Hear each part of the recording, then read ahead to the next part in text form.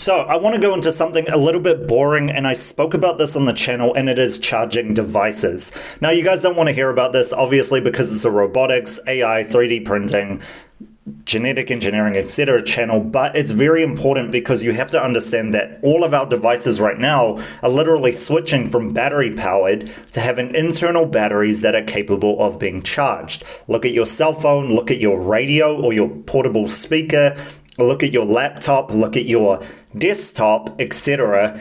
Desktops, like literal capable of battery powered desktops that we have here that exist. You guys get my drift? So every one of our appliances, to your toaster, to your microwave, are becoming portable in a way where you can literally charge it. So where are we now and where are we going in the future? Now, I cannot speak for every country. I can't. I have a very westernized background, etc. Even though I've lived in the Asias for the past 3 to 4 years recently. Now, the big thing that I'll see here is, remember there is USB type A. Do you guys know what I mean? It's that ugly kind of thing that looks like it's going to break, right? The charging cable that looks like it's going to break. Those are in for the more Chinese types of cheaper devices, but a majority of these will be replaced by USB-C. Now, I would say USB-C is going to be the cable that is literally going to be used for many devices. The reason is it's capable of being charged from 30 watts to 100 and we'll say 150 watts, like supercharging a phone, etc. And it can safely do that to that degree. So it gives a very good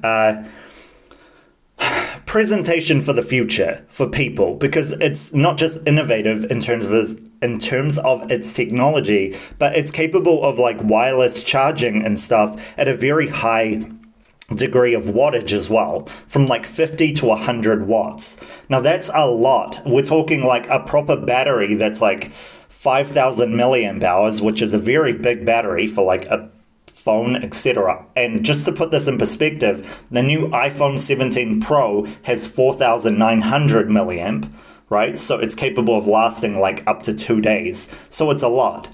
Those are capable of being charged in an hour or less, so 30 minutes to an hour. So to have that kind of capability is very fast for a device. Now, where we're going in terms of the future of this is key here as well, because we don't just want something that is easy to replace in the devices, but it's going to lead into what we use to charge ourselves.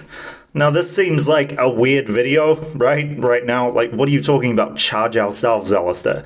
Remember what I was talking about in terms of the technology that is on our wrist. I use the example of this. Okay, Google. Right? So you've got this, and now you've got an AI on your wrist. I literally have Google Assistant or Google Gemini on my wrist now. So that is going to be transferred in the next 50 to 100 years to being technology that is literally in us through cybernetic parts. Now this sounds crazy, but let me give you guys a little bit of insight into how this is going to happen. So right now, a majority of what's happening is the exoskeletons, which are external skeletons, not internal, right?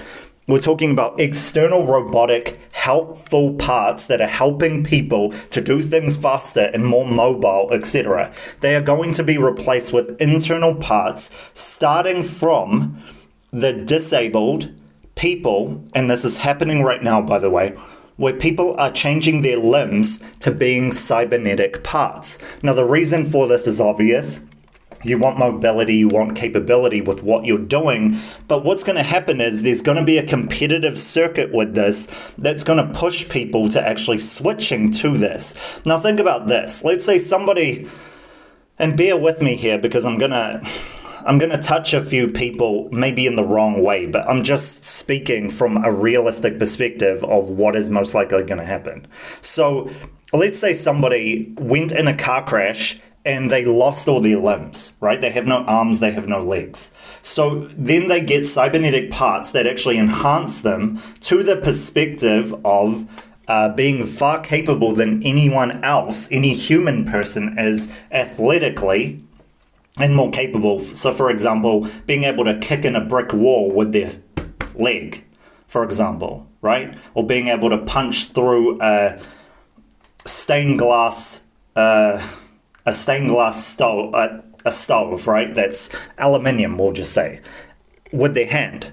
So now they're capable of superhuman feats that humans aren't capable of. So somebody sees that and then they say, man, if I was to put that in my athletes or my players in sport, or if I was able to do that myself, then I would be capable of more amazing things and I would be able to beat the competition. Think of it like literal steroids for a person, but literally changing your ligaments to make sure that you don't fail the drug test. You get my drift?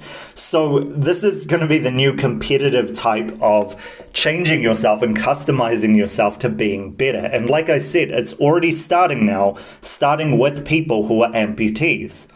So this is what's going to happen in the future. And again, it sounds crass, but this is how different forms of cultural representation, etc., in the past have happened. If you look at hip-hop, if you look at skateboarding, if you look at the trends that have happened in the past, it's the exact same thing. It's the exact same thing where somebody was doing something that was cool or made them better, and other people copied over and over and over again. And then over time, like I said to you guys, the new status symbol will be what you can afford to change on yourself, to make yourself cooler, more accepted, more beautiful. And the beauty standard's going to change, by the way. I put that in another video. And everything in between, right? Your capabilities as a person, maybe it's like a cybernetic eye that's able to see far into the distance, or it's able to do something crazy like infrared or whatever it is, and then it becomes the new norm. So you have these kinds of things, a lot of them constantly happening now. And like I said, because it's constantly happening now and it's happening in the background with innovations, etc., there isn't enough room for like regulation, etc. One of your comments, by the way, was very interesting to me because it talked about like an AI, is it an AI convener or an AI ruler, right? A person who creates laws to do with AI to keep it safe. Now, I can't even express to you how grateful I am for your comment, by the way. Thank you so much, because it gives insight into where you guys are at in terms of your understanding. But we have to all collectively recognize that we are not ready at all for the implications of this technology in this world. It is going to be so far beyond a group, a team, a stadium full of people's minds. It's going to be so far beyond their minds that we're not going to even be able to make rulings or rules or regulations or laws that are going to properly fit this new technology. This is literally going to change our world. And it is already, and you guys can already see it. Like, look at the applications of just the level of AI that we're going into right now, which is not anywhere close to what is possible in terms of ASI, etc. And look how people are applying it to the world.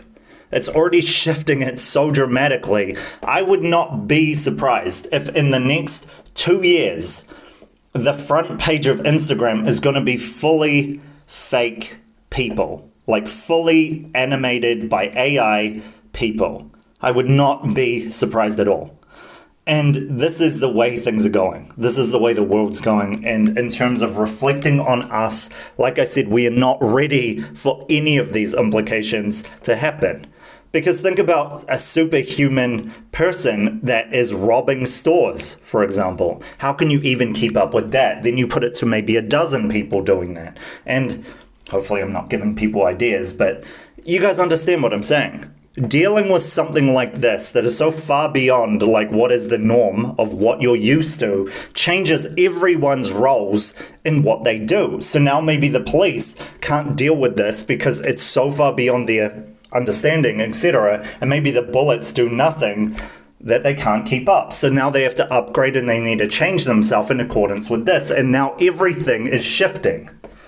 You guys catch my drift? Everywhere.